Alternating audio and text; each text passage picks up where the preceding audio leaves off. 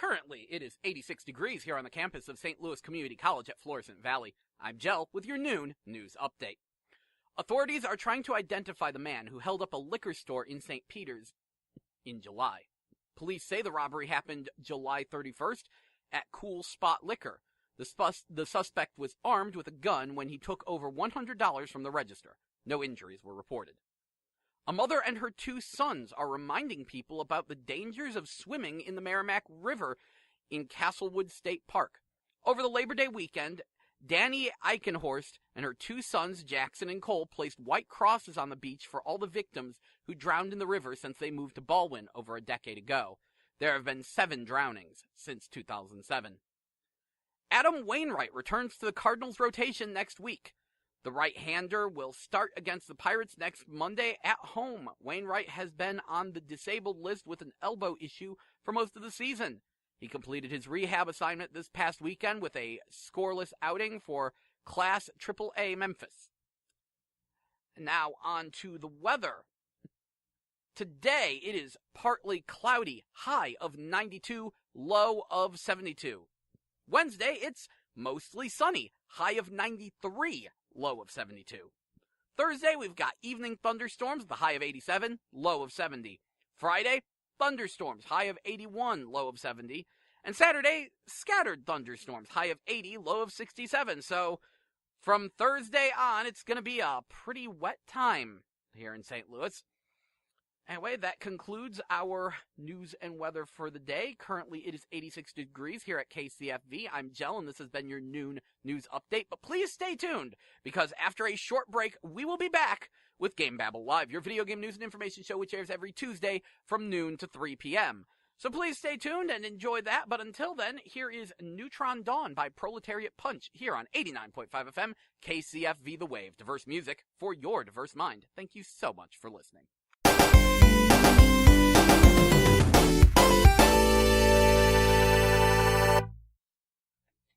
That was Neutron Dawn by Proletariat Punch here on 89.5 FM KCFV The Wave. Diverse music for your diverse mind. I'm your host, Jell, and welcome to GameBabble Live, your video game news and information show, which airs every Tuesday from noon to 3 p.m. And I have really good news for all of you. If you've ever said, wow, I sure do hate the fact that I missed the latest GameBabble Live, well, good news. After all this time, I finally have an archive of all our old episodes up and uploaded. You can find it on YouTube. Just head over to the GameBabble channel page, which is, youtube.com/user/GameBabble show. Check on the sidebar and you'll see one that says GameBabble Live Archive. Click that. There's all the episodes, and I will be doing my best to put new ones up as I complete them. And if you want to download the raw MP3 files, you can download those off of Google Drive links found in the description.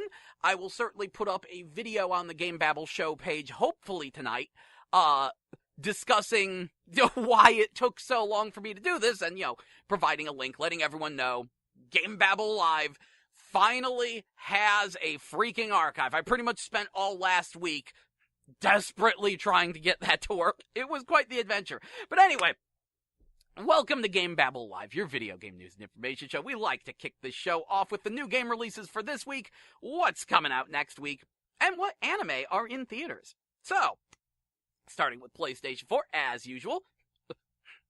Today, we've got 428 Shibuya Scramble on PlayStation 4. Blade Strangers finally has its physical PS4 release. Claws of Furry. Destiny 2 Forsaken Legendary Collection. Dimension Drive. Dragon Quest XI Echoes of an Elusive Age. Genesis Alpha 1. God Wars The Labyrinth of Yomi. Ninjin Clash of Carrots. Operation Warcade, I guess that got a physical release? That's a PlayStation VR game. It's like Operation Wolf, but in VR. It's kind of goofy. I liked it, but I've downloaded that, months ago. I guess it got a physical release. Anyway, moving on, Planet Alpha, Shadows Awakening, Slime Rancher, Super Street, the game, The Long Dark, and Zone of the Enders, the Second Runner Mars. Now, I want to clarify this one because there's a lot of confusion. Zone of the Enders Second Runner Mars is indeed a port of Zone of the Enders, the Second Runner, to PlayStation 4. that supports PlayStation VR. You can play through the entire game in VR. However, you don't need VR. If you play it non-VR, you can just play through the whole game in 4K. And having looked at it, I'm not allowed to say prices, but I will definitely say Zone of the Enders, the second runner, is actually competitively priced. Like, price tag's actually pretty low on this, so if you never played this game and you wanted to, or you were kicking around maybe picking up an HD version, this isn't that much more expensive than picking up the HD collection on PS3, and it's probably better. We're going to need a Zone of the Enders Pro to clear that one up, because I know Zone of the Enders second runner HD back on PS3 and 360 actually had massive bugs that had to be patched out like a year later. I don't know the full story behind that. Anyway, moving on, more PlayStation 4 releases. Friday, we will see the release of Arcade Islands Volume 1, Immortal Unchained, Marvel's Spider-Man, which is, of course, the big news, the new Spider-Man game from Insomniac that a lot of people are talking about. It's supposed to be quite the big deal, although there has been some reports that the graphics may have been downgraded slightly from what we've initially seen. Jury's still out on that one. Moving on. NASCAR Heat 3, NBA 2K19, and NBA Live 19. Are those really two separate games? Okay. Salt and Sanctuary, and SNK Heroines Tag Team Frenzy is coming out Friday. Moving on, Xbox One, what are you getting this week? This week, Xbox One is getting Arcade Islands Volume 1, Claws of Furry, Destiny 2 Forsaken Legendary Collection, Dimension Drive, Genesis Alpha 1, Ninjin Clash of Carrots, Planet Alpha, PlayerUnknown's Battlegrounds, which I'm pretty sure has been out for a while. Look, I get my release lists from Game FAQs, so sometimes weird things happen on them. I'm just reading what it says. Anyway, Shadows Awakening, Slime Rancher, Super Street the Game, The Long Dark. And then on the 5th, we've got a game called Full Blast. Then Aaliyah Episode 1. And on Friday, Dead Age, Immortal Unchained, NASCAR Heat 3, NBA 2K19 20th Anniversary Edition, and NBA Live 19. And moving on, Nintendo Switch is getting Claws of Furry and Yooka-Laylee have been released, apparently. Guess we were waiting on Yooka-Laylee's Switch port. Thought they got that sorted out a while ago. But whatever. God Wars The Complete Legend and God Wars The Labyrinth of Yomi have both been released on Nintendo Switch, along with Moonfall Ultimate, Ninjin, Clash of Carrots, Planet Alpha, and Son of a Witch with a W. Tomorrow, Mario Tennis Aces Nintendo Switch console bundle. So if you don't have a Switch and you're like, wow, Mario Tennis Aces is kind of the most amazing looking game I've ever seen, you can pick up a console bundle with that starting tomorrow. Moving on, day after tomorrow will be Broforce Gone Home Hyper Light Drifter Special Edition, Kentucky Robo Chicken, and Lifeless Planet Premiere Edition. And then on Friday, Mummy Pinball, NBA 2K19 20th Anniversary, Sigi A Fart for Melusina, SNK Heroines Tag Team Frenzy, and Super Inefficient Golf. And yeah, no, the rest of that will be next week. On 3DS, Friday, we'll see the release of Yokai Watch Blasters Red Cat Corps and Yokai Watch Blasters White Dog Squad. While PlayStation Vita this week is getting God Wars, The Labyrinth of Yomi, and Salt and Sanctuary on Friday. So that sums up this week. What about next week? Well, next week on PlayStation 4, we have Boundless, Dakar 18, NBA 2K19. Again, there's three listings for this game. Nefarious, The Sims get together. Sims 4 get together.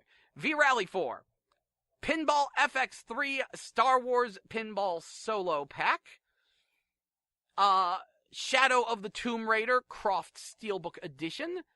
SNK Heroines Tag Team Frenzy will be getting its first DLC character, Thief Arthur. And then Black Clover Quartet Knights, NHL 19, and Shadow of the Tomb Raider will all see releases next Friday. Xbox One next week is getting Dakar 18, NBA 2K19, NHL 19 Super Deluxe Edition, V-Rally 4, Adios Amigos, Construction Simulator 2 Console Edition, Pinball FX 3, Star Wars Pinball Solo Pack, Revenant Dogma, Shadow of the Tomb Raider, Croft Steelbook Edition, Neon Wall, Nefarious, NHL 19, Raised, and Shadow of the Tomb Raider. Nintendo Switch next week will be getting Dust and Elysian Tale, which is definitely something I can vouch for, Mercenary Saga Chronicles, NBA 2K19, Time Carnage, Bastion, Danger Mouse, The Danger Games, really? That's curious. Defunct, Nefarious, Old School Musical, Senran Kagura Reflections, and Senran Kagura Reflections Yumi. Let me tell you, those are not action games. Those are just weird, cheap games that mess around with the HD Rumble gimmick.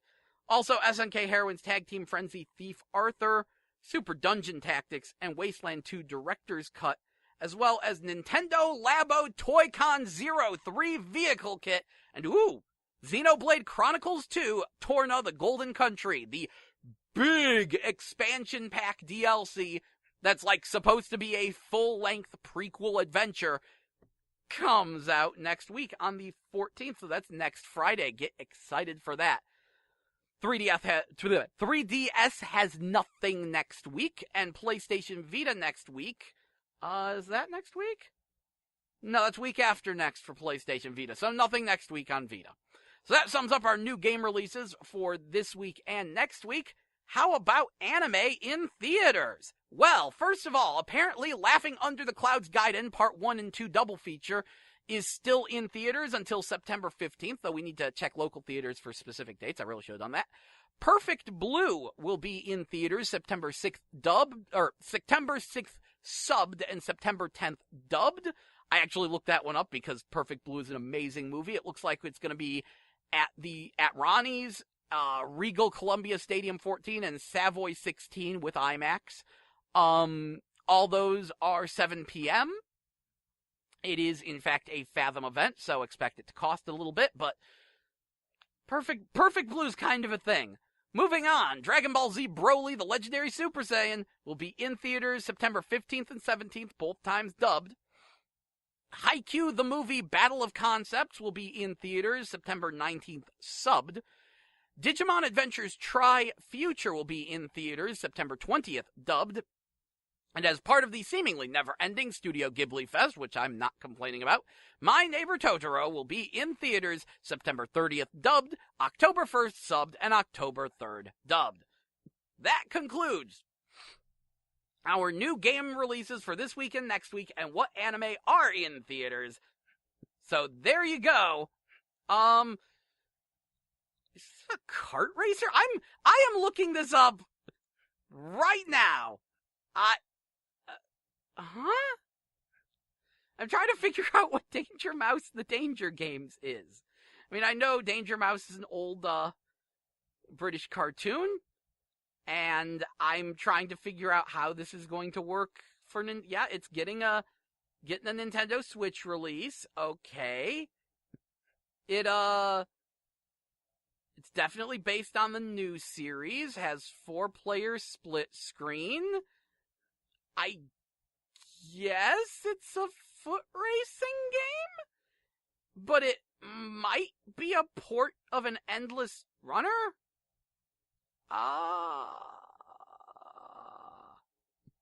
Supports 4-on-1 Joy-Con. I'm sorry, I'm curious about this, because it's not every day you see things like this just appear out of nowhere. I've got a trailer that I'm trying to get up. Let's see, can I get some gameplay? Yeah, that's what I was afraid of. Let me see if I can find more footage. That's looking a lot like an Endless Runner. Yeah, you're just switching between 4 different lanes, dodging obstacles. So very basic. Very, very basic. It apparently has had a cell phone release for a good bit now. Probably a year.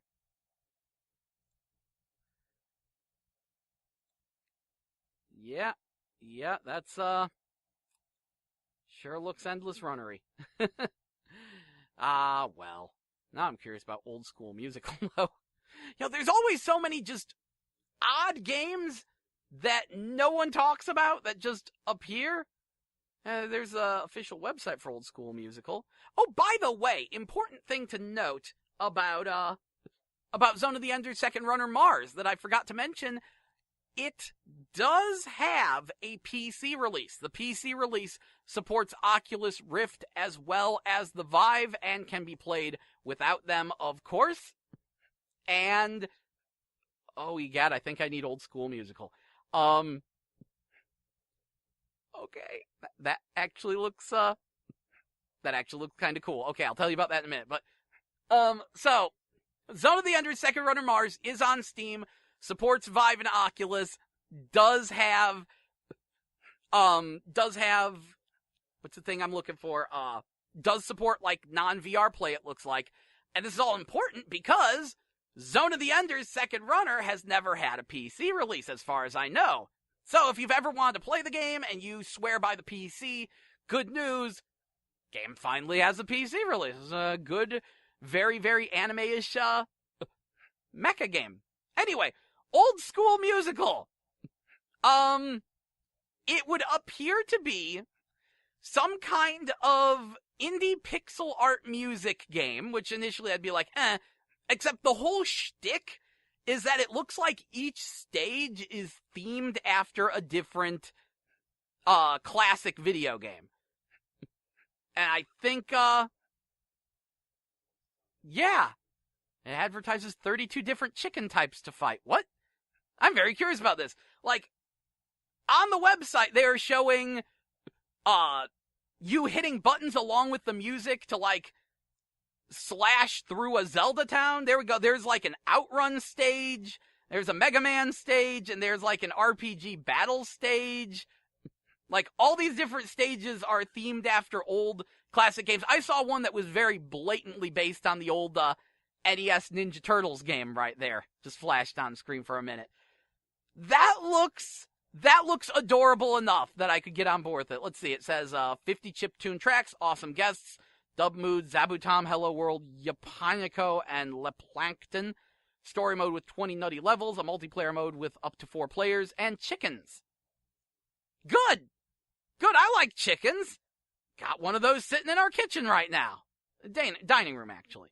But, okay. There's a Metal Slug-looking town stage? This looks goofy enough I might actually be on board with this. So, anyway, there you go. Already told you about the new game releases for this week and next week. Obviously, the big game that everyone's talking about is the new Spider-Man game from Insomniac Games. There's been a lot of time and money put into that one. Lots of people being really, really interested in that. And yeah, I hope it's good. I haven't really played any of the Spider-Man games, even though I know that Spider-Man 2 back on PS1 was supposedly, freaking legendary. I know there were some really good PS1 Spider-Man games. But anyway, now that we've got that out of the way, it is time for us to take a break. When we get back, though, we will start with the actual video game news and information for our show, which we've got a decent bit of. It's not quite as active as it was last week, but we will see. We will see where the day takes us. Certainly, I've picked up Blade Strangers and Firewall 0 Hour, and I will talk about those in depth shortly. But we'll talk about our video game news and information after we get back from the break. But until then, here is Headlights and White Lines by Bruiser Queen here on 89.5 FM KCFV The Wave. Diverse music for your diverse mind. Thank you so much for listening, and stay tuned for more GameBabble Live.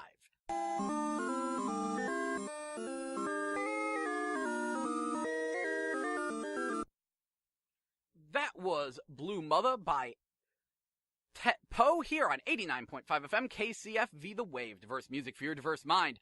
I'm your host, Jell, and welcome back to GameBabble Live, your video game news and information show, which airs every Tuesday from noon to 3 p.m. And as I mentioned earlier in the show, I have good news. If you ever miss an episode, don't worry. We finally have an archive of GameBabble live episodes up. Just head to the GameBabble YouTube channel, which is youtube.com/user/GameBabble show. Look on the sidebar, and you will see one of the other channels linked is the GameBabble Live Archive. I'd tell you just go to its address, but unfortunately, YouTube is all like, oh, you can't have a custom address anymore unless you have at least 100 subscribers and do all these things, and I just got it set up last week, so the actual address for it is a random jumble of letters and numbers. So yeah, head on over to the GameBabble YouTube page. Click that link, and you'll be able to listen to all the episodes I've ever produced. Admittedly, a good chunk of them have been some very quick and dirty uploads because, oh egad, I have done more than 60 episodes of GameBabble Live. I've been doing this for like a year and a half now, and trying to actually edit and clean every single episode was a little bit beyond sensible, but every new episode, I'm going to put in the time to actually get it cleaned up and put on there.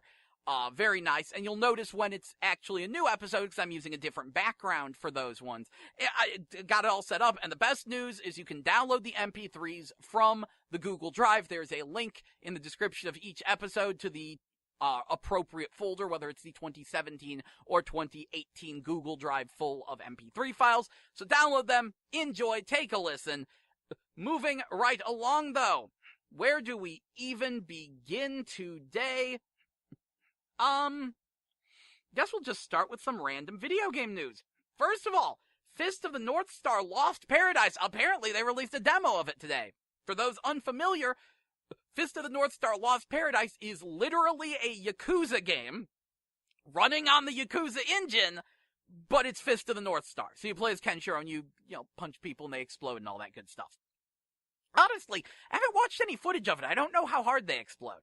But Fist of the North Star Lost Paradise, getting a US release, demos up on the store, so go ahead and download it. Moving on, Brawlhalla, which is a very Smash Brothers-esque, I guess, free-to-play game. It's getting Rayman, which makes sense considering the way they handle the animation. Moving on further, SNK is set to announce a new game September 10th. What's the new game? We don't know. Honestly, a lot of us are hoping for Samurai Showdown. Also, they have announced they have teased a second, SNK Heroines Tag Team Frenzy DLC character. We don't know who it is. They just showed a silhouette of someone adjusting their glove, which, now that I think of it, that's probably Vanessa. There's a bunch of people taking guesses, but now that I think of it, that's a very Vanessa thing. So I think they might be adding her as DLC, or it could be a guest character. Very, very hard guess there. But yeah, they are definitely releasing more DLC characters for SNK Heroine Tag Team Frenzy, for better or for worse. Apparently, Valkyria Chronicles is hitting the Switch in the US on October 10th, and I think I heard something about Valkyria Chronicles 4 coming to Switch, like, at the end of the month? Is that true? Let's find out if that's true. Looking this up. Yeah, okay, so September 25th, Valkyria Chronicles 4 hits Switch as well. That's soon. I thought it would take longer to translate that. If you've never played a Valkyria Chronicles game, they are very, very good strategy games that have had a very frustrating history. See, the original Valkyria Chronicles was released on the PlayStation 3 very early on, and it was one of the first PlayStation 3 games to really turn heads with its sort of watercolor-y, sketchy art style. And a lot of people were really, really interested in it. It's a fantastic strategy game from Sega. But it was on PS3 early on when no one cared about PS3. So it sort of fell by the wayside. In Japan, they made a sequel, Valkyria Chronicles 2, and it was on PSP, when the PSP was not doing particularly well in America. Apparently, I think they did release Valkyria Chronicles 2 in America, but it just didn't take off, and thus Valkyria Chronicles 3, no US release. It was also PSP.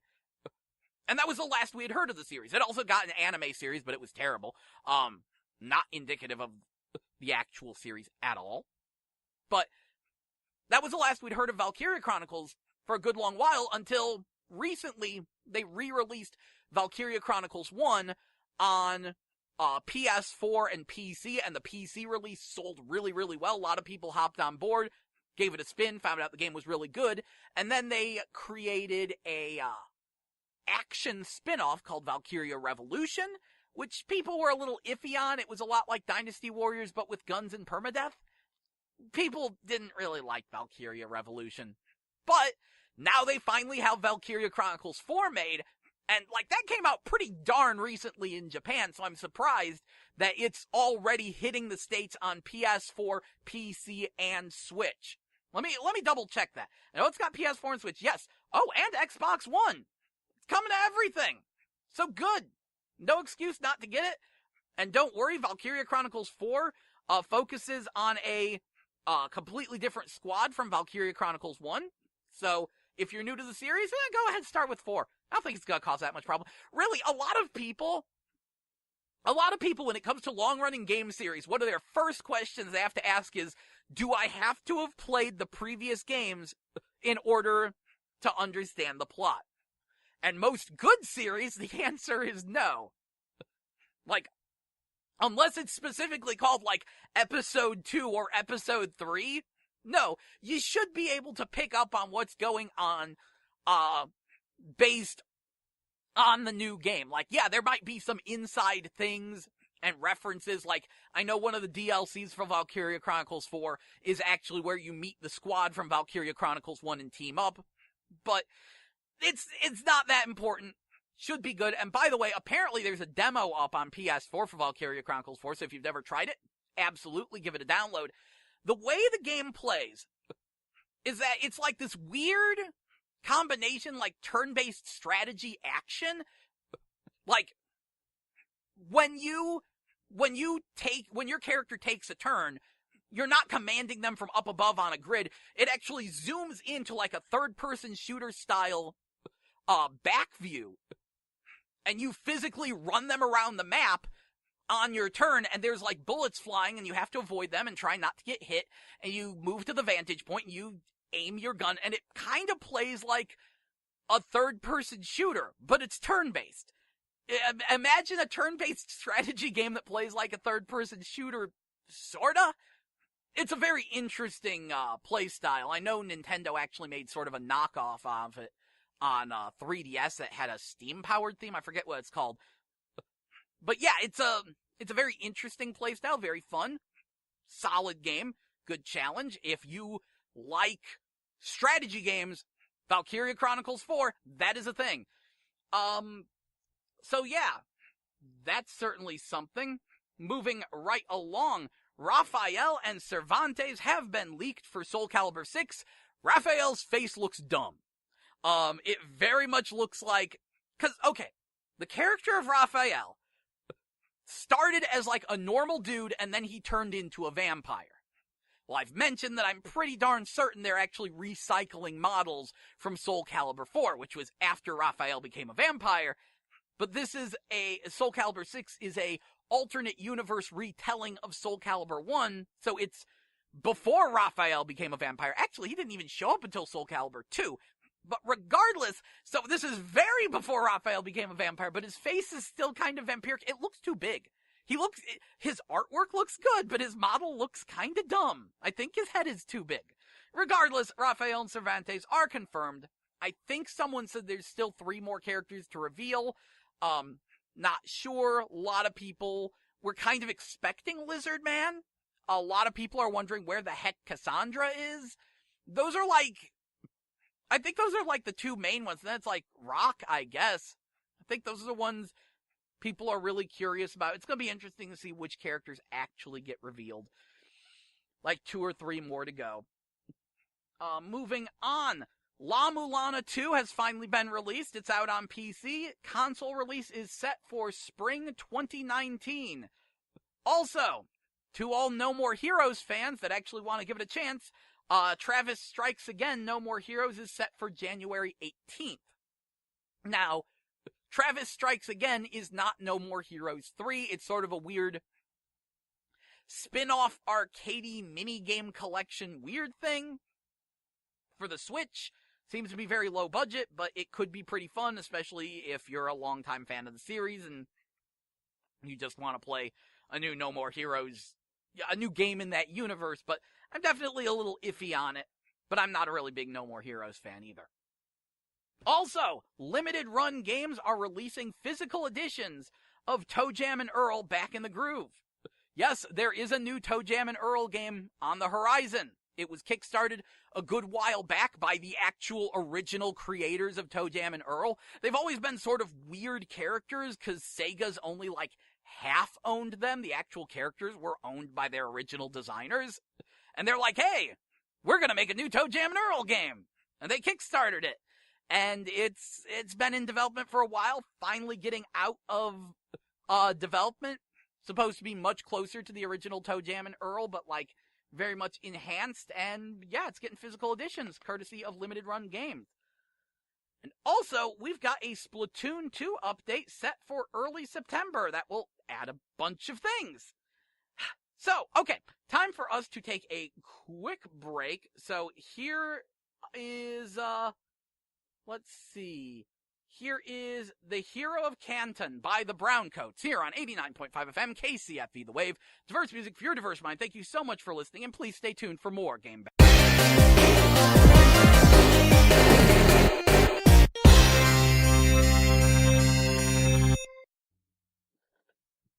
That was Black by Pale Waves here on 89.5 FM KCFV The Wave. Diverse music for your diverse mind.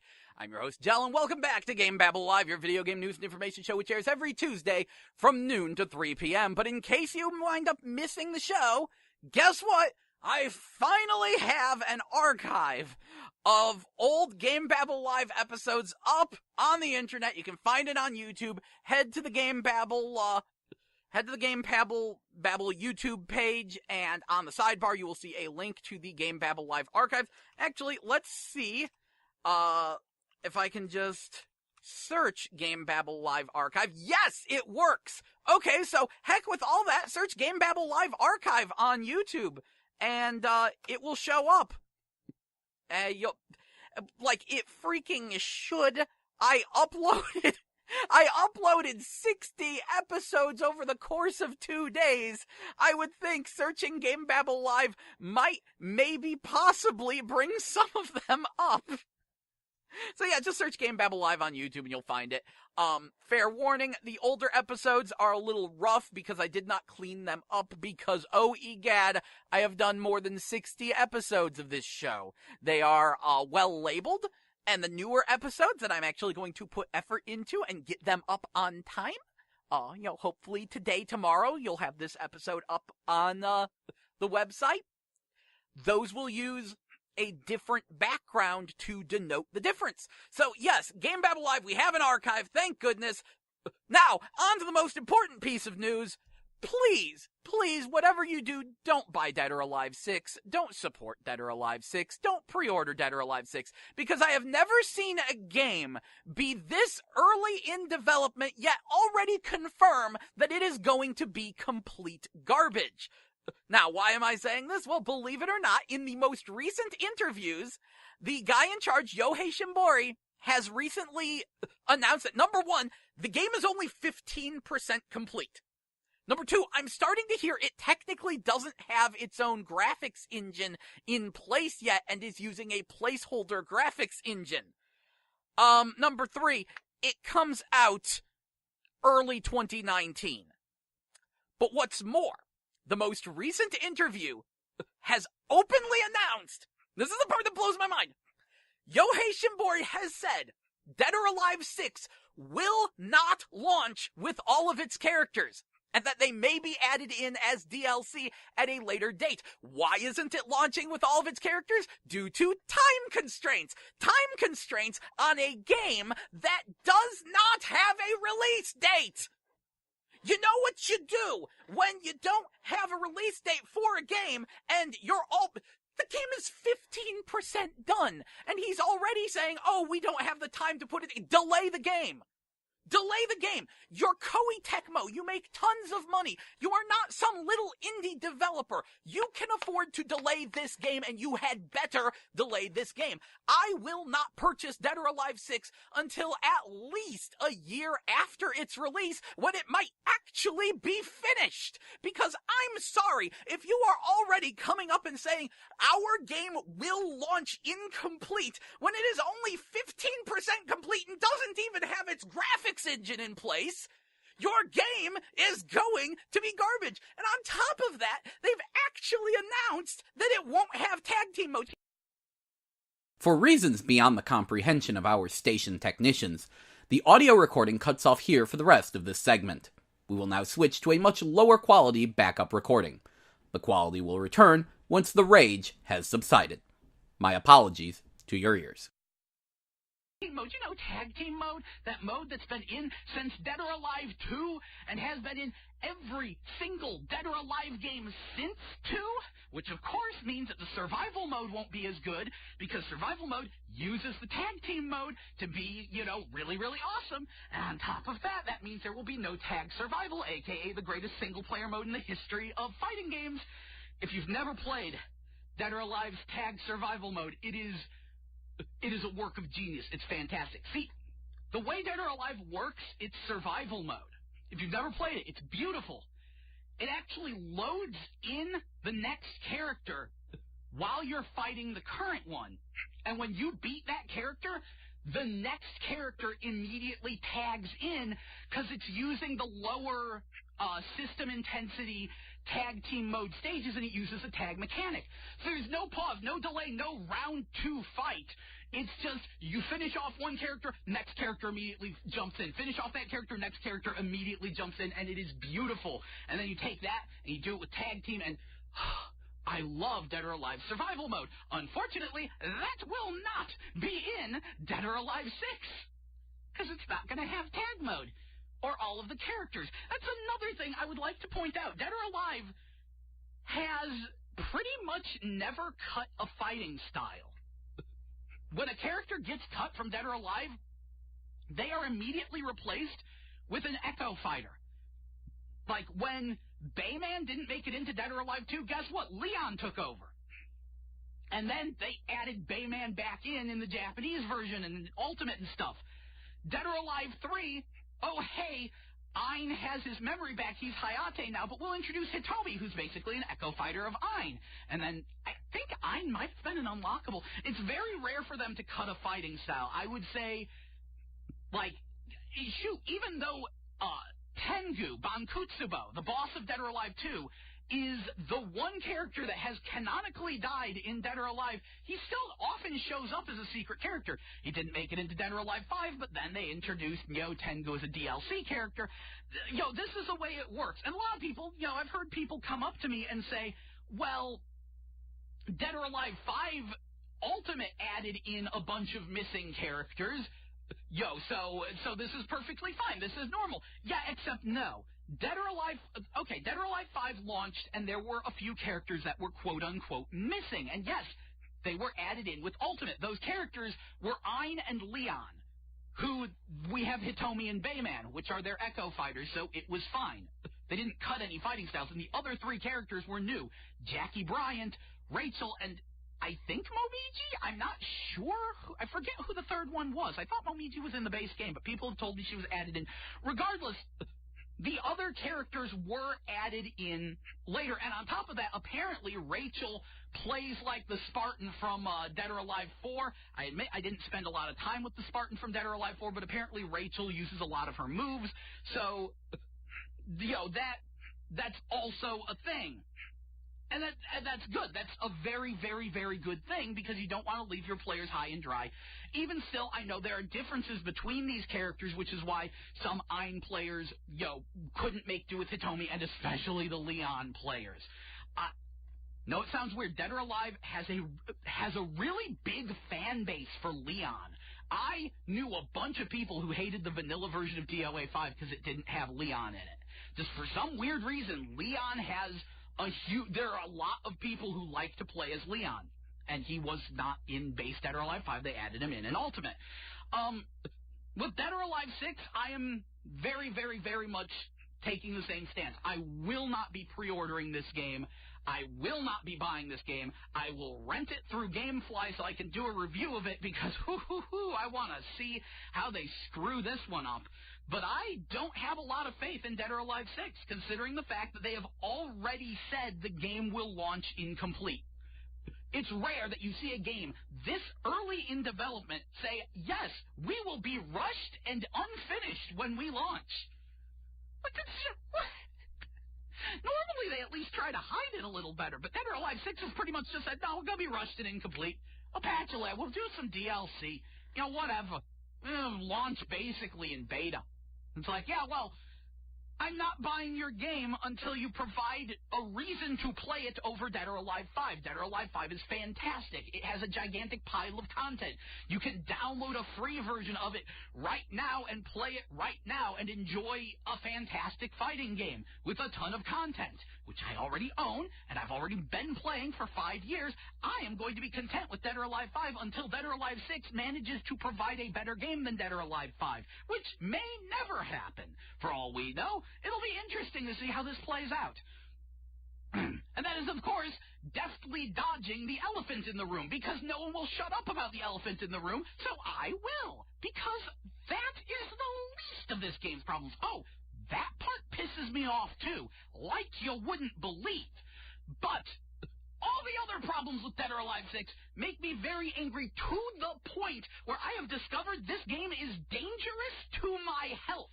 I am not kidding. When I see people talking about Dead or Alive 6, I usually spent over an hour impotently raging in a corner until I start almost having heart problems. I'm not kidding. I tend to be very out of breath when I discuss this game. It enrages me, and it enrages me for a very specific reason. I liked Dead or Alive 5. I felt it was a very well-handled game that I felt was incredibly underappreciated. A lot of people give the game crap due to the ludicrous amount of downloadable content released for it, and they don't know the history behind the game, how it's grown and evolved, and the fact that, yes, Dead or Alive 5 did not do well. They made, it kind of flopped, and they made their money back with copious amounts of DLC, which turned out to be so profitable that they released a free version of the game just to encourage more people to buy the ludicrous amount of DLC. But the DLC was reasonably priced, and, yeah, they released new costumes every month. What's the problem with that? They're costumes, and you can buy them individually. So if you don't like it, you don't buy it. And for me, I only bought costumes that I really liked that were for the characters that I actually play. It wasn't a big deal. I don't understand why people got all up in arms about Dead or Alive 5, except for the fact that they didn't follow the game. They're like, oh, DLC is the ultimate evil. To the point where now I see people getting excited for Dead or Alive 6 because they will gladly pay full price to have content taken away from them. Dead or Alive 6 is a confirmed contraction pack. It will be less of a game than Dead or Alive 5. And no, I don't believe they will make big enough changes to make it worthwhile compared to the inevitably superior Dead or Alive 5. Now, I could be proven wrong, but that's probably going to require them delaying the game by a year. Now, having said that, this ties into another important piece of information. Dead or Alive 6 is, of course, going to be shown at the Tokyo Game Show, which starts September 20th. And you want to talk about the trial by fire. I'm going to be very intrigued to see how the Tokyo Game Show presentation goes over, especially because of the other elephant in the room, which is, of course, where's Marie Rose? For anyone unfamiliar, Marie Rose was a character added into Dead or Alive 5 Ultimate's Arcade Edition, who wound up being so overwhelmingly popular that she utterly demolishes the entire rest of the cast of Dead or Alive. Problem is, she's a very young-looking character, and Dead or Alive 6 is trying to shy away from that, even though she is the most popular character in the game in Japan and single-handedly saved the franchise, because honestly, Dead or Alive was never popular in Japan until they added Marie Rose. This character is overwhelmingly important to their game, and it's going to be interesting to see what they do, especially because Dead or Alive 6's big new feature is the friggin' jaw dislocation punches. You can do a charged-up punch that results in the camera zooming in and showing in slow motion as the character's face gets caved in and bruised and they get injured severely. And that applies to the female characters as well. Will this also apply to Marie Rose? Will Marie Rose get bruised? That is an important question. And it is one that they are going to have to answer. Because if you can't bruise Marie Rose, there are going to be a lot of problems with this game. And if you can, there's going to be a lot of problems. They've really painted themselves into a corner with this goofy idea they have. I don't think Dead or Alive 6 is going to be very good. Please don't support it. I think it's going to be a dumpster fire. I could change my mind when it gets released, but again, 15% complete apparently doesn't. I really need to look more into this, because every time I find out something new about Dead or Alive 6, it blows my mind. People are honestly saying it doesn't have its own graphics engine yet. So, 15% complete, no graphics engine, no tag team mode, will not contain all of the characters due to time constraints, and it is set to come out in early 2019? Yeah, so, heck with that game. I'm playing Dead or Alive 5. I know what I'm doing. Shoot. Anyway, you know, I know you think that might have been the most crazy over-the-top rant you've ever heard out of me. That was me being calm and controlled about Dead or Alive 6. This game makes me mad in whole new ways. Anyway, okay, that is a song name so good. We are playing that. Okay, time for a break. Coming up next is Champagne by Five Finger Death Punch. That's champagne with a space between it, like a sham, a fraud of pain. Champagne. Beautiful. Champagne by Five Finger Death Punch here on 89.5 FM KCFV The Wave. Diverse music for your diverse mind. Thank you so much for listening, and please enjoy.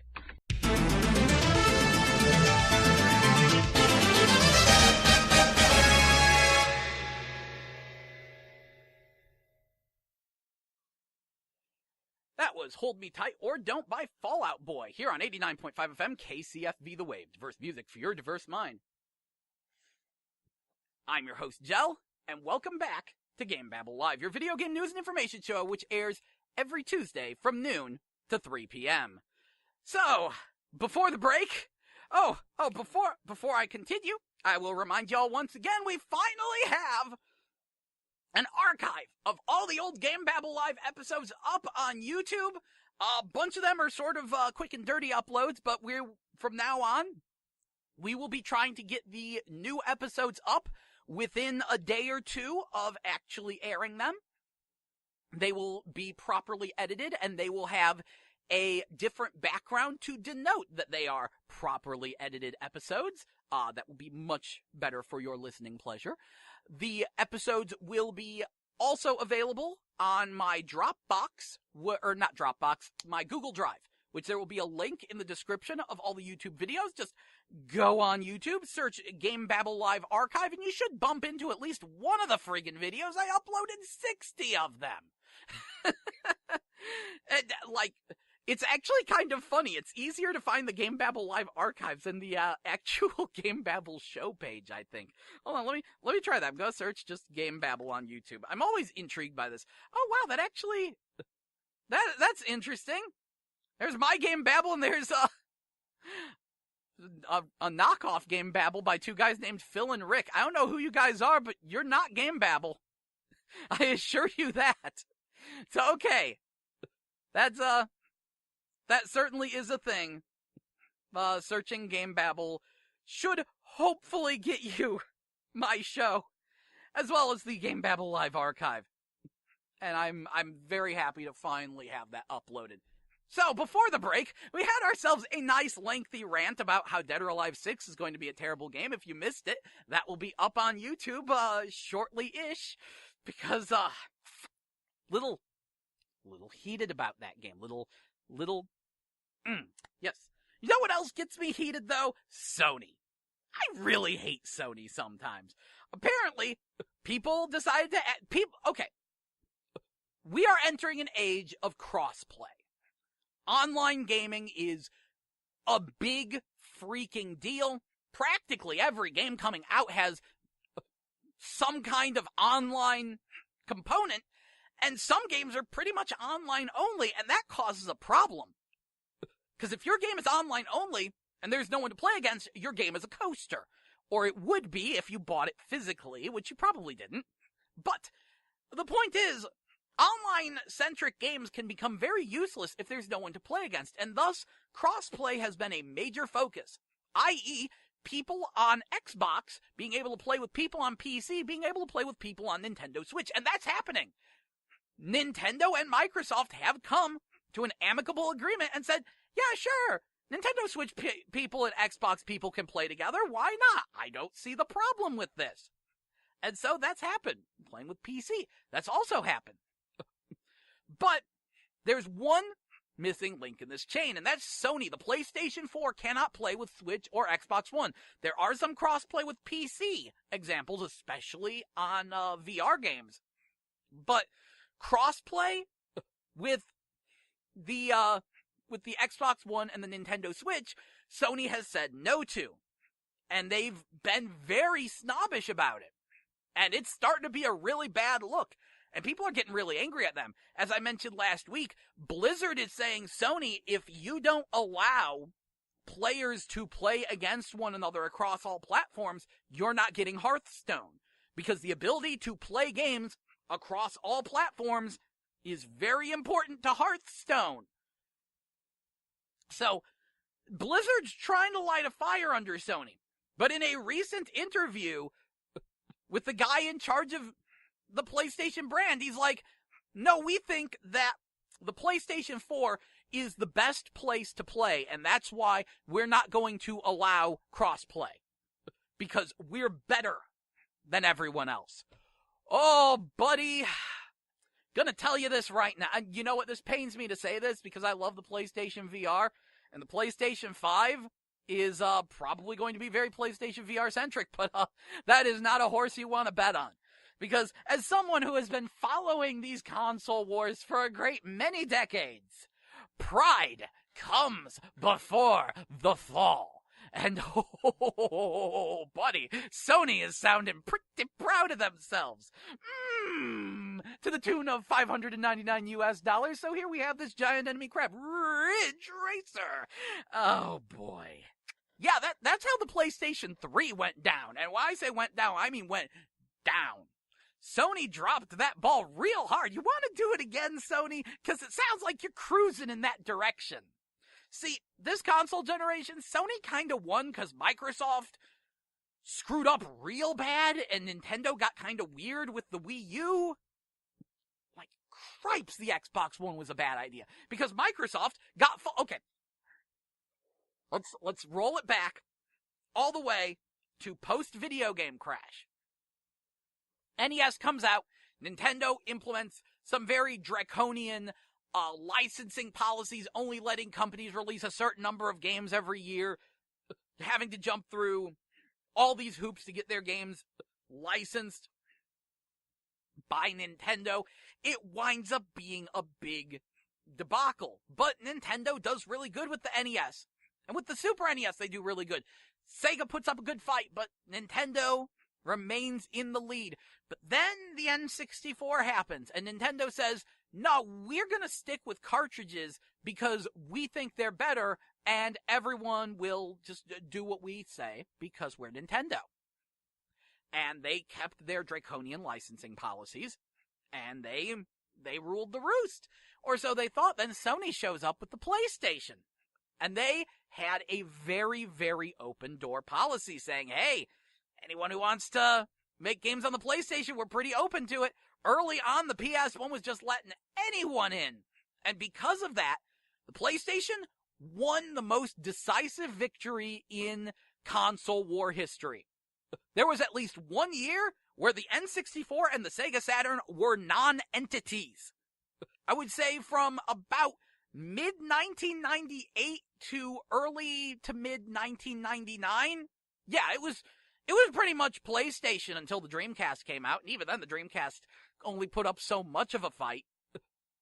So, Sony ruled that console generation, so much so that the PlayStation 2 comes out, and Sony starts acting like massive jerks, even though the PlayStation 2 is horribly undurable, drastically underpowered compared to other systems. Hey, it's PlayStation, so you're gonna follow us. And they started threatening companies, saying things like, if you don't release your game on PS2, then you don't get to make games for PlayStation brand consoles anymore. That was a thing they pulled a lot with, like, Beautiful Joe, Resident Evil 7, Killer 7, or Resident Evil 4, Killer 7. A lot of those games, Sony pulled that shoot. It's the reason why Sonic Heroes was so terrible. That game was supposed to be GameCube and Xbox only, but Sony pulled that and they had to completely switch engines to renderware. There was a lot of... They got very arrogant because they had won the previous console generation with the PlayStation 1.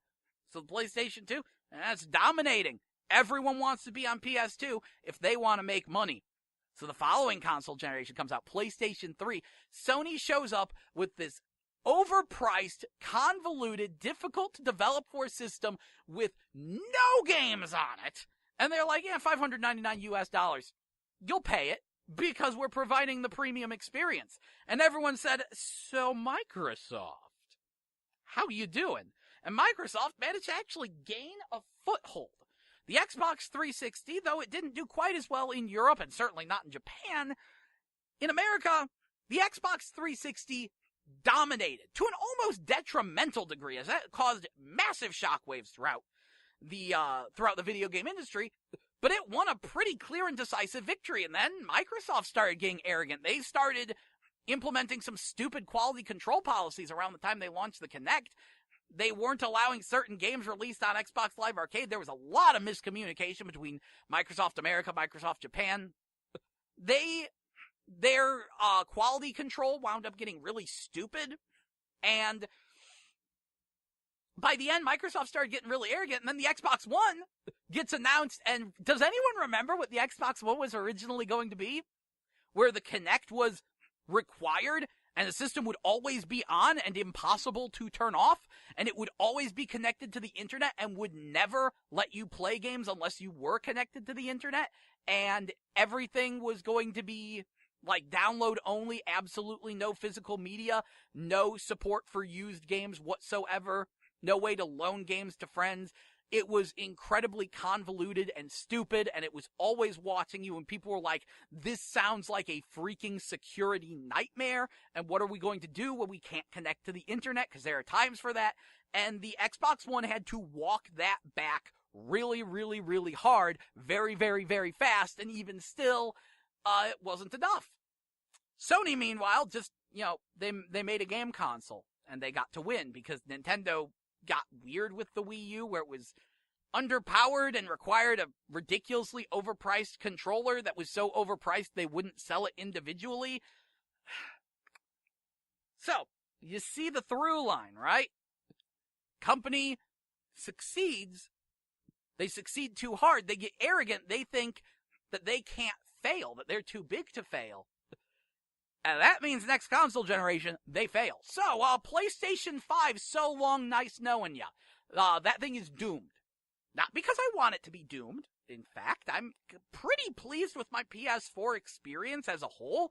I do like it as a system, much as I don't like Sony. I really love my PlayStation VR.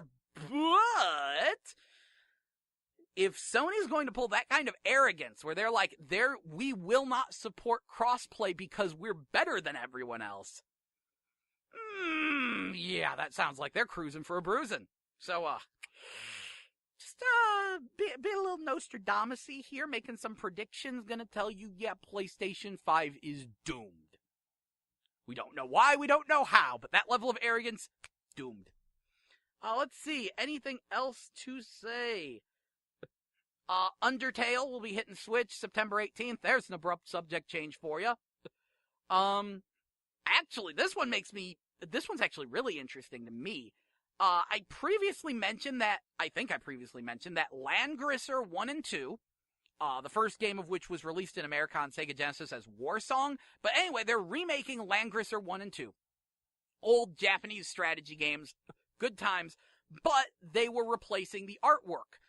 Replacing Satoshi Urashihara's artwork with the art of the Artedelico guy. And people weren't happy, myself included, because the new designs were just really bland and unappealing. Unfortunately, Satoshi Urashihara was such a popular artist that he has nearly worked himself to death. He can barely see, and his arm pretty much doesn't work. Well, they have announced that they will be releasing the original Satoshi Urashihara artwork as DLC for Langrisser 1 and 2, which is a little bit strange. Langrisser 1 and 2 will also feature a new character and a new scenario, so it's actually going to have some new content, meaning that they actually have new Satoshi Urashihara artwork. And I'm just like, whoa.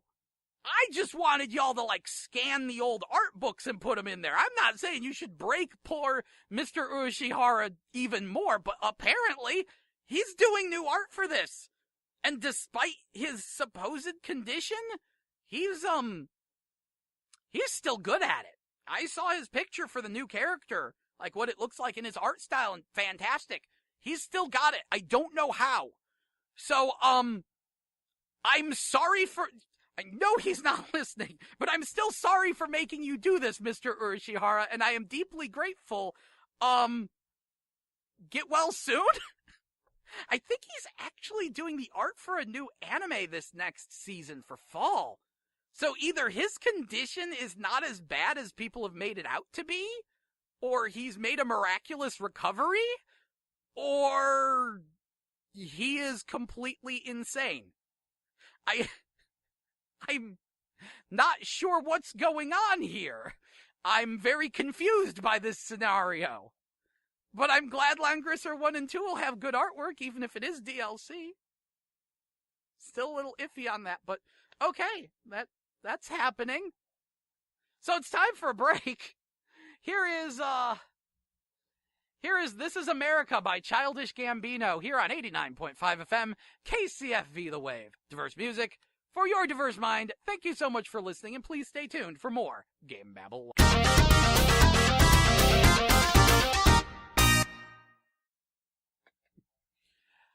That was Trip by Ella Mai, here on 89.5 FM, KCFV The Wave. Diverse music for your diverse mind. I'm your host, Jell, and welcome back to GameBabble Live, your video game news and information show, which airs every Tuesday from noon to 3 p.m. Sorry about the slightly lengthy break. We've been having a few technical mishaps down here, but it's all good. So before I go on, I feel I really need to push this. In the off chance you're tuning in late, or you missed a show, or you really wish you could hear some older episodes of GameBabble, good news, I finally have an archive of episodes up. Spent all last week working on that. If you're wondering why I didn't stream Firewall Zero Hour, that would actually be a large part of why I literally spent all last week trying to finally solve this overwhelming problem.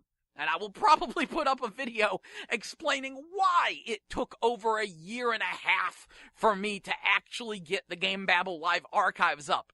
But the GameBabble Live archive is finally up with over 60 episodes of GameBabble Live goodness. Just go on YouTube, type in GameBabble Live archive. It should show up. I uploaded 60 videos. If at least one of them doesn't show up in your search results, then my advice would be to fly over to Google headquarters and punch someone. But more than likely, you will find at least one episode of GameBabble Live. And from there, you can find the channel, because, of course, since I literally just started the channel 2-3 days ago, it's a little, I don't get to have a custom URL for it, so it's just a garble of letters and numbers, but search up GameBabble Live Archive, and you'll find it, and yeah, it's there. You can click the link in the description to get to the Google Drive that has the MP3s for download for your listening pleasure. fair warning, the earlier episodes are a little rough. They're kind of quick and dirty uploads. I'm going to definitely hunt down some of the select really good episodes and clean them up, remaster them or whatever, but for right now, we're just going with this. You'll know when it's one of the, more polished episodes because it has a different background. The thing that says, I'm sorry, this is a quick and dirty upload is in, the little image that's on screen, okay? But anyway, hope y'all enjoy that. Hope y'all, thank you for listening, and I hope you enjoy having access to all those old episodes. And be sure to leave comments if you, find any episodes that are a little wonky, and I'll see what I can do about getting them fixed up because I've got the raw files on my hard drive. So I can redo any episodes that wind up being a problem. So, moving on. Before the break, we talked about how Dead or Alive 6 is probably going to be a disaster. We mentioned that Tokyo Game Show is coming up September 20th. That's going to be interesting. We also talked about the fact that the PlayStation 5, whenever that happens, is probably going to fail because, wow, is Sony getting real arrogant right now. Rafael and Cervantes have been announced for Soul Calibur 6. Valkyria Chronicles 1 and 4 are hitting Switch, with Valkyria Chronicles 4 hitting Switch September 25th. That's soon. And those are good games. They're also on PS4. So good, and PC as well. So good times for all. So, last week, I mentioned that there were two games I was really looking at picking up, and I picked them up. Blade Strangers and Firewall Zero Hour. So let's talk Blade Strangers. What is Blade Strangers? Well, it was originally going to be a Code of Princess fighting game for the Nintendo Switch and PlayStation 4 and PC, but at the behest of Nicalis, they've added in a bunch of characters, and so it's sort of like this weird, indie game crossover fighter. So it has characters from Code of Princess, Umihara Kawase, Cave Story, Mighty Gunvolt, The Binding of Isaac, and Shovel Knight, to name a few. So yes, it's that fighting game that everyone got really excited about because Shovel Knight and Isaac from Binding of Isaac are both in it, and it's like, what the heck? They're in a 2D fighter, that looks super cool. Got my hands on it, played it, and I gotta be honest with you, I'm not impressed. First of all, visually, the game has a problem that definitely needs to be patched. The visuals actually use cel-shaded 3D models that they then took screenshots of and turned into sprites. So they're all pre-rendered sprites, but for what they are, for pre-rendered 3D images being used as sprites, they actually look really good as long as you're playing on a tiny Switch screen, because unfortunately they scaled the sprites wrong. You'll notice that vertically, every second row of pixels is doubled, which is like the effect you get when you stretch something in MS Paint.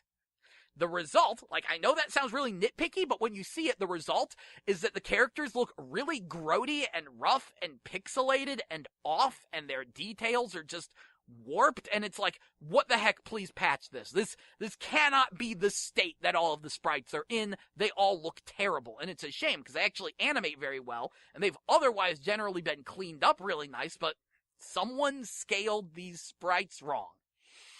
Moving on, the game is attempting to be a beginner-friendly fighting game. It has a weak attack, which you can hit multiple times to do a semi-automatic combo, a strong attack, and then you press special attack in different directions to do different special attacks, kind of like Smash Brothers. There's also a unique attack button, there's offensive attack and defensive attack, and you've got supers, but there's no complex inputs. So it's meant to be an easy pick-up-and-play fighter, go in there, hit some buttons, do some damage, something that could really introduce people to the fighting game genre. That's all really fine and dandy. Unfortunately, even for games in that genre, the game feels a little too simple. If you're not using it's all a combination of multiple things. The game is kind of too slow, the movesets are abysmal, and the combo system is really basic. If you're not willing to do meter, if you're not willing to use meter, then your combos are pretty much just weak, strong, special. That's pretty much everything. Because there are very few special moves that like, can extend your combo beyond that without pressing your offensive attack button. Offensive attack is a move that can cancel out of any move with a dashing attack. Let me re-describe that. Your offensive attack costs 1 meter, it cancels out of any move and causes you to charge at your opponent and hit them, which stuns them for a moment. Basically what it is it's the I want to extend this combo button. Because after you do your offensive attack, you can pretty much do a further combo. However, if you use the same moves again, if you do weak, strong, special, again, you will face a penalty for doing that, where the moves won't do as much damage and your opponent won't be stunned as much and they'll be able to break out. Pretty interesting concept, except the combo engine just feels incredibly limited. Maybe I'm just missing something, but it really feels like all the game is weak, strong, special. It's very hard to go beyond weak, strong, special, especially with how dry the character movesets are. And it's enough to really make the entire, I kinda hate the game, because it's meant to be this beginner fighter to really teach people what fighting games are all about and how to get into them, and yet I feel it makes the entire genre look bad, because weak, strong, special feels like the answer to every problem. Your opponent whiffs an attack, guess what? There's so much recovery that you can weak, strong, special on it. None of the attacks are really safe. You block an opponent's attack, guess what? Weak, strong, special. If you make an opening, follow it up with weak, strong, special. That feels like pretty much everything. And then if you want to use the meter, you can use your offensive attack to follow that up. It feels really basic. And I know there's more to the game than just that. I've got friends who are actually enjoying the game. And I'm like, that's all fine and dandy, but the game just feels really bad. Just immediately when I played it, I'm like, this feels bad. And that's the thing, with a lot of fighting games, you pop them in and you go, okay, this feels like a fighting game. This feels good. This is enjoyable. Even when you don't know any moves, just hitting buttons generally feels good. Hitting buttons in Blade Strangers does not feel good. It feels weak and wrong. Everything feels way too slow, and the running is awful. And I know this seems like such a silly thing, but when you try to run at your opponent, there's this delay. Your character has to pick up speed before they charge towards them. What? And yeah, it's like, there's very little air game. There's no double jump. There's no air dash. And there's not a lot you can do in the air, especially because everyone just has like an air special. It's just a downward slam. And that's the other problem. I can't stress this enough. Above all else, mechanically speaking, the game isn't too bad, except for the fact that all the characters except Master T have terrible freaking moves. Just a lot of them are shared. There's like 3 different characters that have the exact same throw a bomb out and then it explodes a moment later move. There's 3 different characters that have a move that causes them to charge forward, and then from there they can do an overhead, a slide, or just a charging stab, which barely even feels like a special move. That's a problem. The moves barely even feel like special moves. When I first played, I had trouble figuring out what button was a special move button, because one button's labeled special move and one button's labeled unique move, and they feel the same. In fact, the character I was playing as, I think it was Helen, one of her specials and her special and her unique felt almost identical. I had trouble telling the moves apart.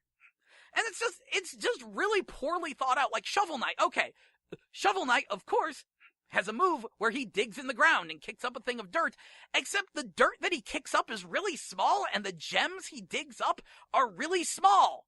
So it doesn't even feel like a special move. It just feels like a low kick.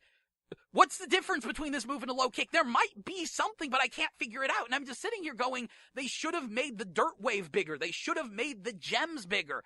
They should have made something bigger. All the special moves just feel like crap. They're very, very... Everyone's moveset feels way too small, way too limited. The combo system feels way too small, way too limited. Everything feels way too small, limited, and samey. It's just not an enjoyable game, and it's not enjoyable in the weirdest way, because the controls are responsive, the animation is good, it's got a decently sized roster. Unlike Dead or Alive 6, I can safely say that it's feature complete. It has a bunch of nice modes. It has a story mode, it's got an arcade mode, time attack, survival, tutorial, training mode. It's got It's got all the things you freaking need. Got some nice online play and stuff, but I'm just playing this and I'm like, this is no. I do not enjoy Blade Strangers at all. Like, playing that game actually makes me kind of mad, because I'm like, I expected better.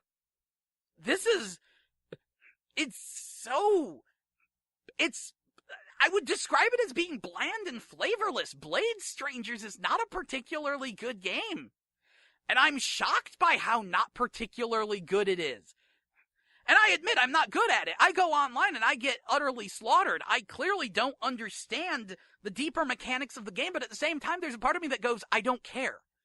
Because when I play a fighting game, when I popped in, let me bring up a really obscure fighter. Dark Awake, The King Has No Name. Got an old review of it. Only released in Japan. It's this weird pre-rendered medieval themed fighting game. I popped that in for the first time, and it looks ugly. It seems stupid. But I popped that in, no clue how to play anything, didn't even go into training mode, just straight into arcade mode. I start hitting some buttons, I go, this feels good. I go, these hits feel good, these specials feel good, I can feel how all these things combo and chain together. I didn't need to know how to play the game on a deeper level to know there's something good here. Blade Strangers, I don't get that feeling. I popped it in for the first time and I'm like, everything feels bad. My running feels bad. My normals feel bad. My specials don't even feel like specials. Just nothing. The jumping feels bad. Everything just feels bad. And not in an unresponsive way, just in an awkwardly slow, almost molasses-ish way. And it's not that slow. It's just bland, bland, bland. Anyway, we need to take a break. Wow, I didn't realize how long I was ranting about that. So, 1 second. Crap. We need to take a quick break here. So, here is... yeah, that'll work. Here is Anna Ing by They Might Be Giants, here on 89.5 FM KCFV The Wave. Diverse music for your diverse mind. Thank you so much for listening, and please stay tuned after the break for me to talk about Firewall Zero Hour. Thank you very much. Please enjoy.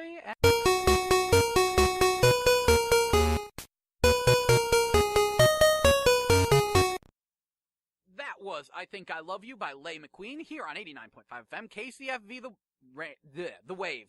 Diverse music for your diverse mind. I'm your host, Jell, and welcome back to GameBabble Live, your video game news and information show, which airs every Tuesday from noon to 3 p.m. But if you're just tuning in, don't worry. I will have today's episode up on YouTube either today or tomorrow. I'm going to aim for today, because we finally have the GameBabble Live archive up. Just go on YouTube, search up GameBabble Live Archive. You'll find at least one of the videos, because the channel name is, like, the URL for it is a stupid garble of letters and numbers, because that's how YouTube likes to work. But either way, go click on GameBabble Live Archive, and you'll see it, and you will go, wow, that's, sure is that archive of over 60 episodes of GameBabble Live. Some of the earlier ones are definitely some quick and dirty uploads, but, I will be putting some effort in to make today's episode sound very nice for your ears. And if you want to download the MP3, there is a Google Drive link at the bottom of every description, linking to either the 2017 or 2018 folder. So, before the break, I mentioned that Blade Strangers, not really doing it for me. That's that fighting game on Switch and PS4 and PC that has characters from Cave Story, Shovel Knight, and Isaac from The Binding of Isaac in it, along with Code Princess and Umihara Kawase. Yeah, not really feeling it. It's a simplified fighter that I think might be a little too simple, and mostly I just think the movesets are awful. Like, it isn't that fun to play for me. I'm not feeling it. I'm not feeling it in, like, the weirdest way. It's not the kind of game where you just pick it up and you go, this game is bad. This game is off. Very weird game. But the other game I picked up, and I'm sorry I didn't get a chance to stream it. I kind of spent all last week struggling to get the GameBabble Live archive up.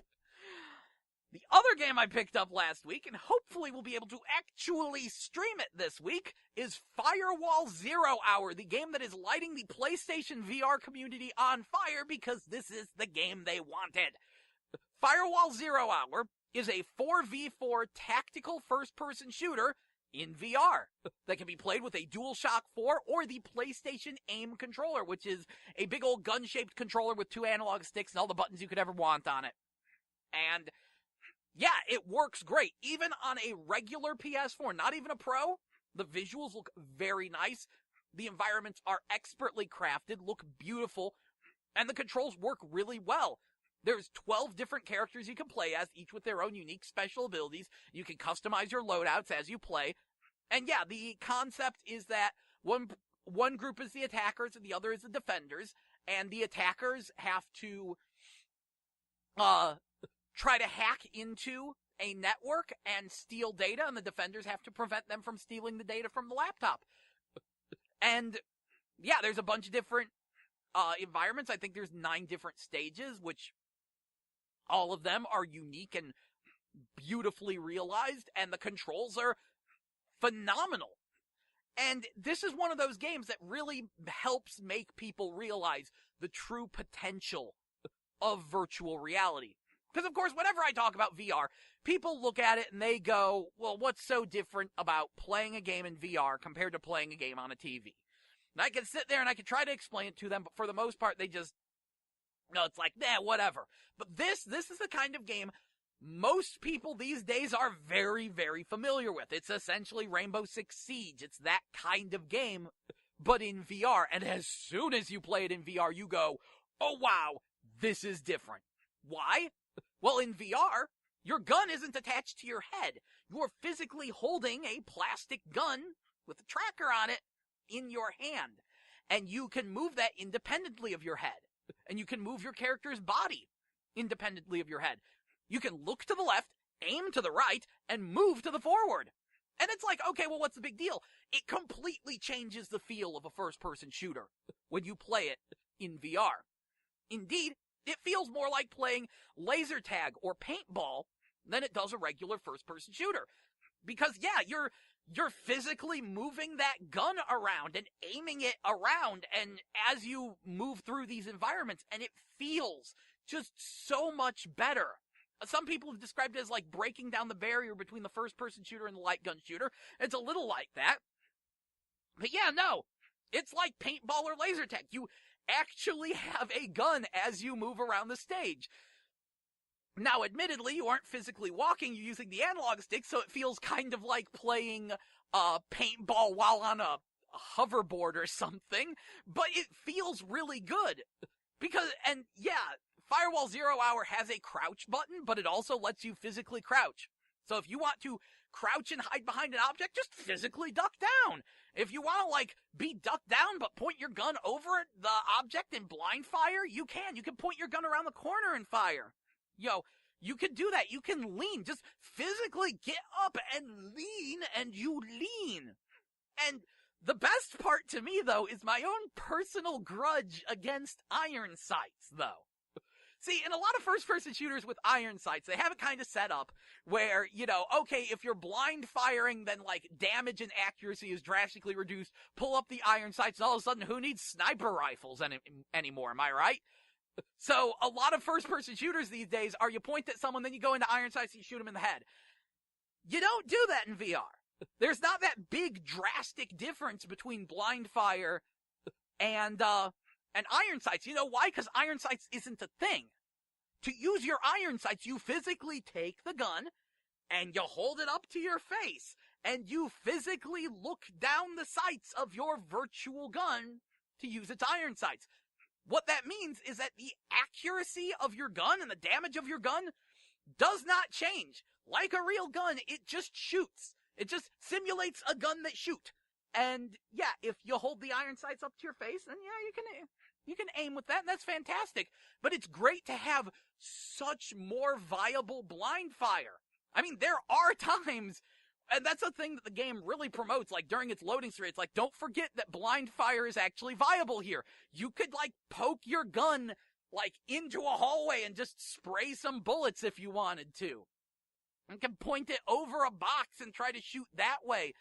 And it works so much better. But just all in all, playing a first-person shooter in VR feels so much better. Anyone who knows me, if you've ever seen my channel, you know that I'm not a first-person shooter guy. My interest in first-person shooters pretty much stops after Time Splitters. Time Splitters was fantastic. I love Time Splitters. I don't really play them. I don't really care for the realistic aesthetic. I don't care about military first-person shooters. But Firewall Zero Hour is super fun because it feels so different. Being in VR, being surrounded by those environments, the fact that they look realistic and, it's actually really impressive.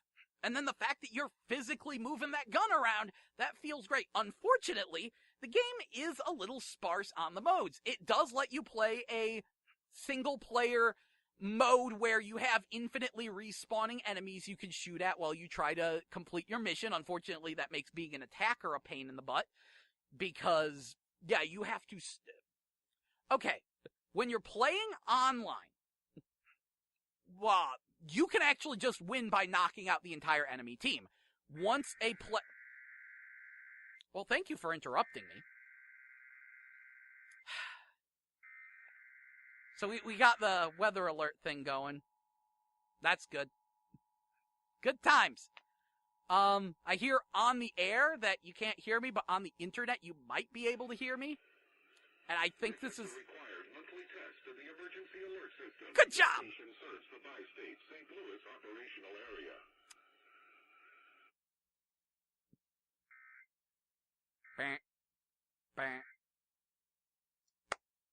Let's hear a big round of applause for our emergency alert. You never know when it's gonna come. Emergency alert, ladies and gentlemen. If there's an emergency, that'll alert you. Good job. Good job, emergency alert. So, as I was saying, what was I? Oh yeah, when you're playing online in Firewall Zero Hour, before I was so rudely interrupted, you actually, kill your enemy teammates. They stay knocked out after you've taken them out. They don't respawn.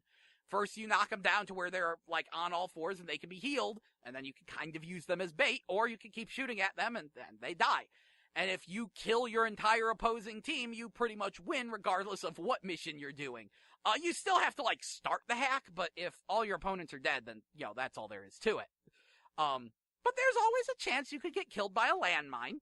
But when you're playing the single-player training mode, the enemies respawn infinitely.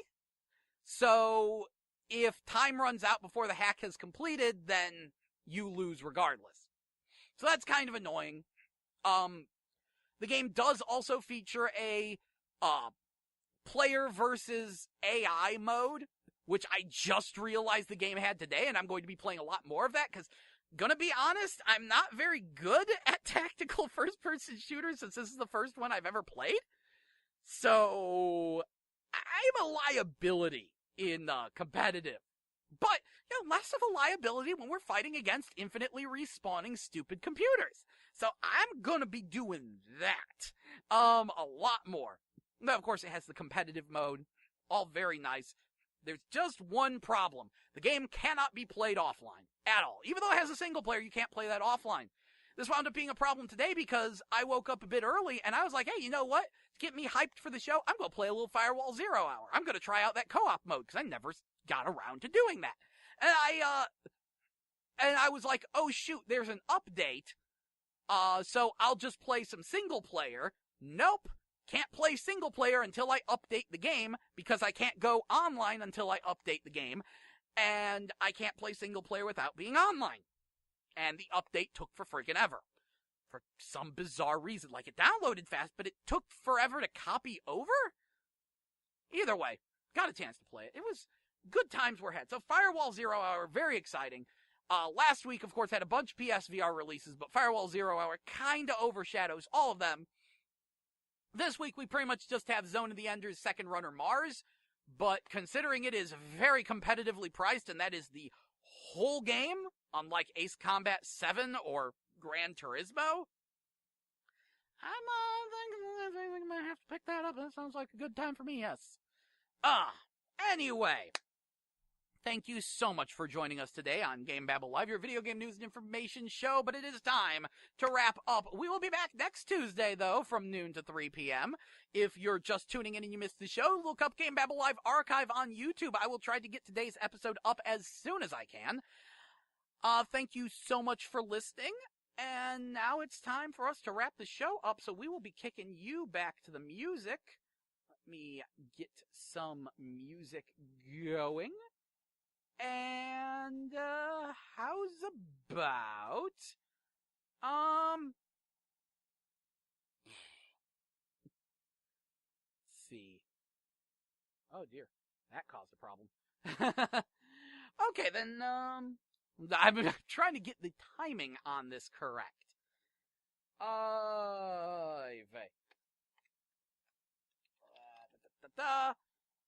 Thank you very much for joining us for all of this. Here we go. No.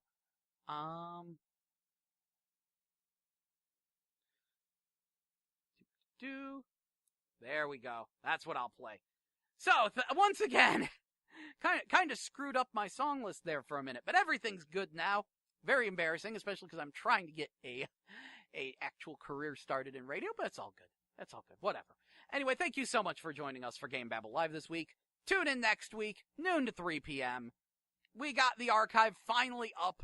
Hopefully I'll be able to stream some Firewall Zero Hour soon as well. That would be very nice. Got a little bit of a busy night tonight, but we'll see what happens. Anyway, coming up next is Rescue Me by Free Parking here on 89.5 FM KCFV The Wave. Diverse music for your diverse mind. Thank you so much for listening, and enjoy.